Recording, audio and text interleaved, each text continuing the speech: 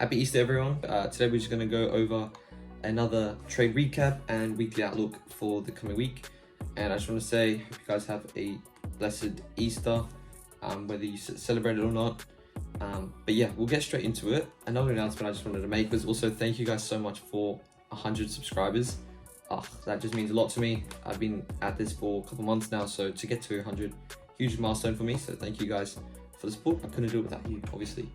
But yeah, we'll get into the video, guys. So like I said, we'll go over just a trade recap that I took on Thursday, and then also what is my outlook for the coming week. So we'll just hop onto the charts just before I do that. So this is my journal trade. So obviously this has more detail than the charts will do right now, just because I've obviously taken off all the annotations.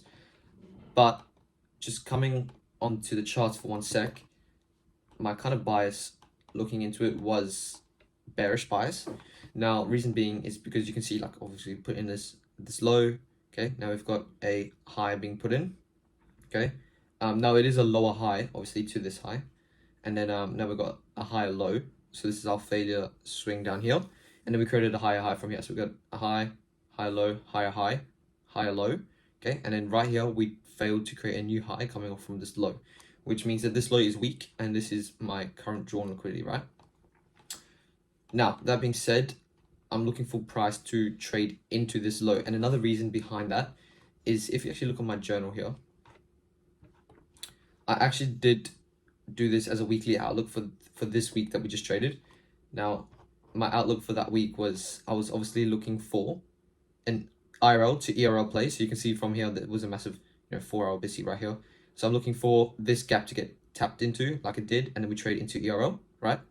Then this is my hourly view. So on the hour, I'm looking for SMT to be put in because ES and NQ were trading in tandem, and there was no SMT. So right here, I was looking for either a deep manipulation. So you can see this is both NQ, by the way. This is just NQ here and MNQ.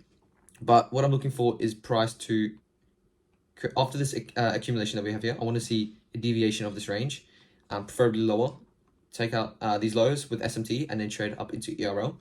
Now, I was either looking for a deeper manipulation like so here, all the way to the range low to trade into ERL, or just a more of a shallow deviation here with SMT. So you can see the difference here. What I'm looking for is just a low and for us to have divergence, okay? Now, price hasn't done that yet, which is why I'm looking for price still to come take this low and potentially create SMT there. So if we look on ESC on the 4-hour, you can see we're a bit higher up into the range, and as for NQ, we're a bit lower. So we could actually potentially see this low get taken with SMT, then to trade into our ERL. So, and also seeing as this is our week low, I would love to see that play out in the next week. But coming into the trade recap, obviously that was my draw, is this low. Not obviously for that trade, but higher time frame, I'm looking to draw into there. Now, this was during the trade. I caught this low here. But before that, I'm not going to replay it, but right here, we traded into this 4-hour gap, okay? Now, important thing to note for me, I wanted to see constant encroachment of that hold. And you can see right there, our 50% of this body. Now, I don't count the wicks, count just the body. But if you to count the wicks, we're obviously in the lower half of this order block. But for me, I'm just counting the body, and you can see how we hold the 50% of that. So that was my bias move. So that was for the bias of the short, okay? Now, if we go into the 1 hour now, where more of the trade took place here, you can see this is the range that we were working with, okay? So price is obviously stuck within this range from this high to this low, and we are in that range.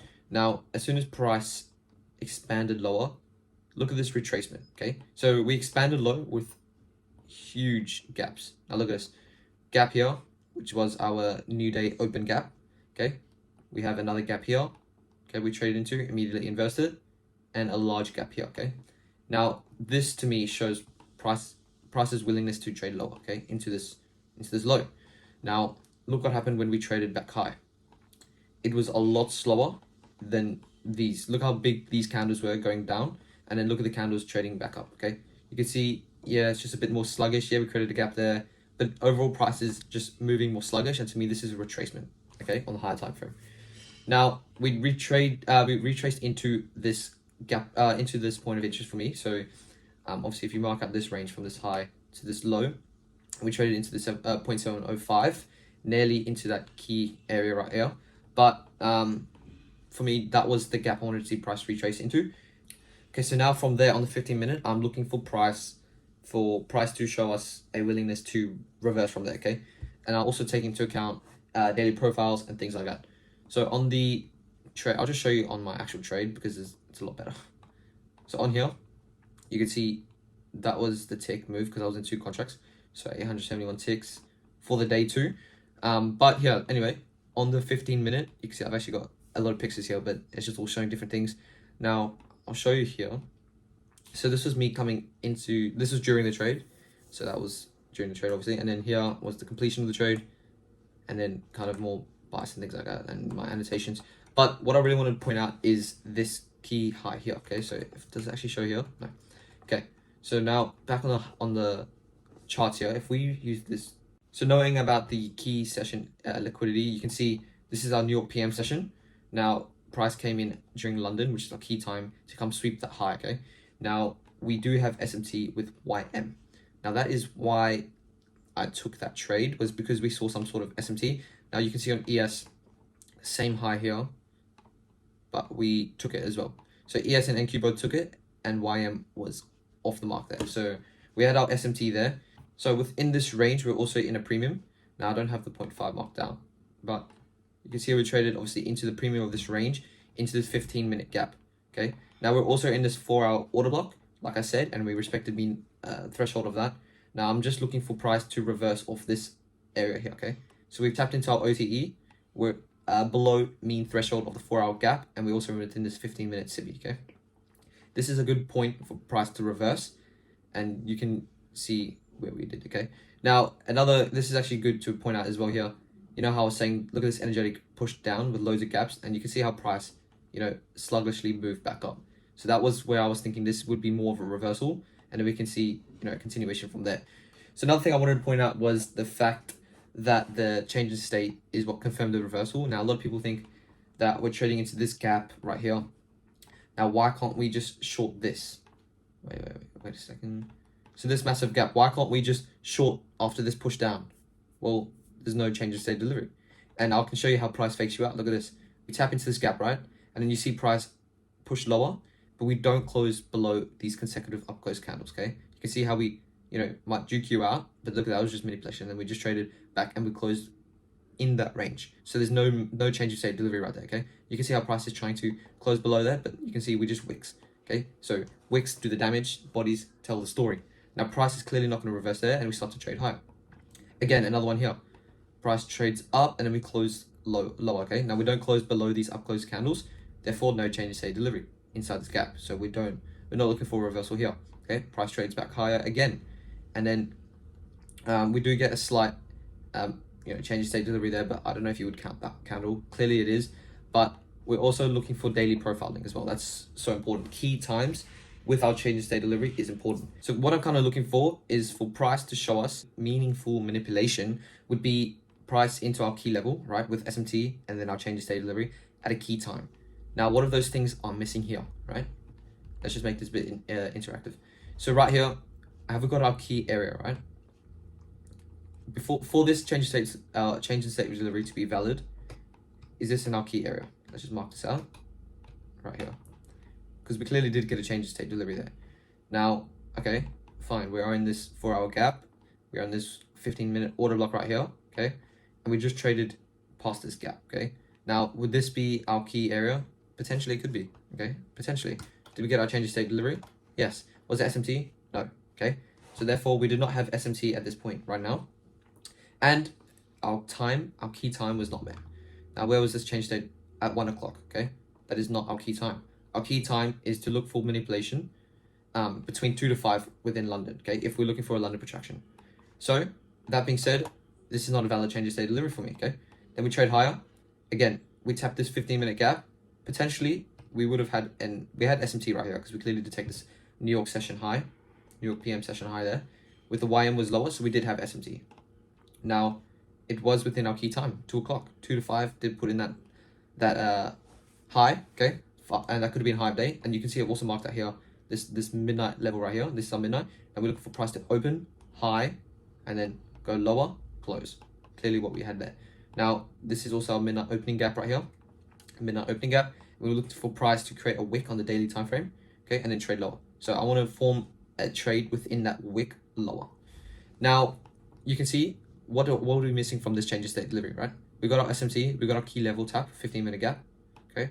Got our SMT, key time, no change of state delivery. So you can see right here, we went lower and we closed higher, okay? So we didn't get our change of state, therefore this is not our valid reversal. Right here, what did we get? We're within this 15-minute gap, okay?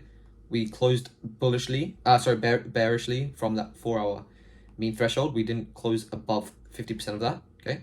Okay, we got our SMT right here. We got our key area and our key time. Look at that, 3:15, right between London session. Then we got our valid change of state delivery. So you can see this marks our reversal for the day. What happened there? I took that trade, as you can see here. So here is the actual trade that I took, a screenshot from the trade. And you can see that we did take our key external range liquidity high, which is our session, New York PM session high, with SMT in this 15-minute gap, which is in discount, or premium, sorry, it's in premium. And we got our change of state delivery, right? Now that was the trade that I took, and I don't usually take trades in London, but I did expect this to be a long trade, not obviously a 5-minute thing, like I'd usually take in the New York session, but I took this as like a daily swing, just into these key areas right here, okay? Now, here is the trade completed. Now, I'll talk about this in a second, but you can see, obviously this was my drawn liquidity right here, because as you know, the higher time frame for me was a bit more bearish. Now I'm looking at this as our OG consolidation, which is our OG consolidation is just showing where our liquidity lies. Okay, so we have this consolidation right above a gap right here on the 15-minute. So back on the chart, you can actually see that this gap, this is more of a measuring gap. So what would classify a measuring gap is if price just taps the upper half of the gap and then reacts off of it. So this is a gap that hasn't really been fully mitigated, and then we can see how price reacted off of it. And now this is our key liquidity, because we've got these lows, relatively equal lows resting in this gap that was only partially mitigated. So that marks our OG consolidation. And then we trade higher. This is our smart money reversal right here. We have all our key criteria for it to be a reversal. Okay, and that was my trade into this low here. So this is our market maker sell model at a key time. Now, what else do we have here? It's another diagram here, just showing pretty much the daily profile here. So you can see this line marks our midnight. I'm looking for an open high, low close, right? That being said, we traded into our OTE, 4-hour order block, 15-minute gap in premium. We got our key session high sweep with SMT, change of state delivery, retested it, held this 15-minute gap inside there. And then between 7 to 10, which is this green box, we're looking for price to rebalance the range from London, if that makes sense. So created this high, okay, and then we traded into this low, okay. So this is our range. We're looking for price to rebalance 50% of that. Look where we clearly did. We created more SMT, right?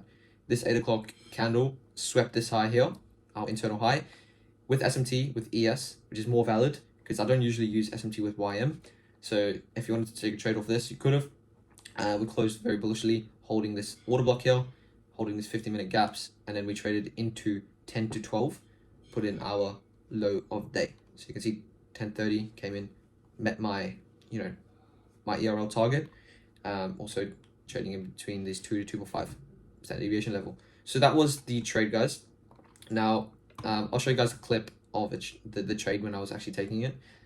Just so I thought I could catch it live, but I wasn't on my computer, so I screen recorded on my phone. So I'll show it up right now.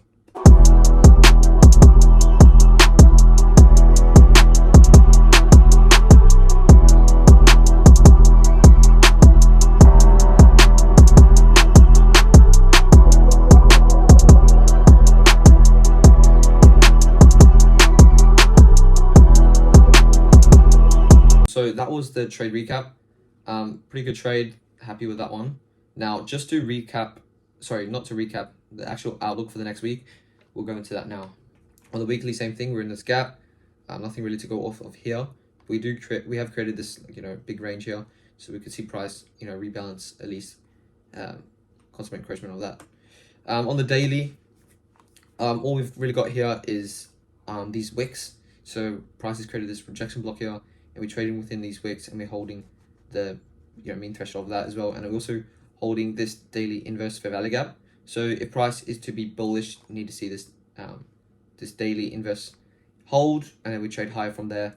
But yeah, again, not really much to go for here on the daily, so I'm just usually framing it on the 12 and 4 hour here.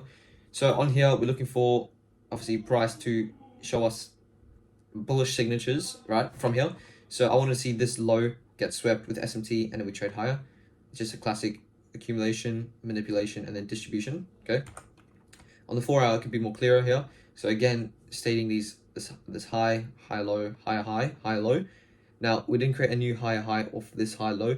So again, our failure swing being put in.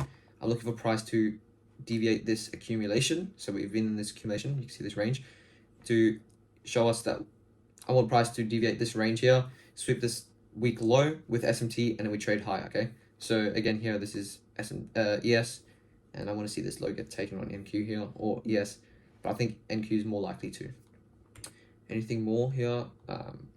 Yeah, again, accumulation, manipulation here, and then distribution. So I'm looking for a more bullish week coming into next week, and I want to see Tuesday put in that classic low week, and then trade back into the range the rest of the week. But yeah, guys, that's pretty much it.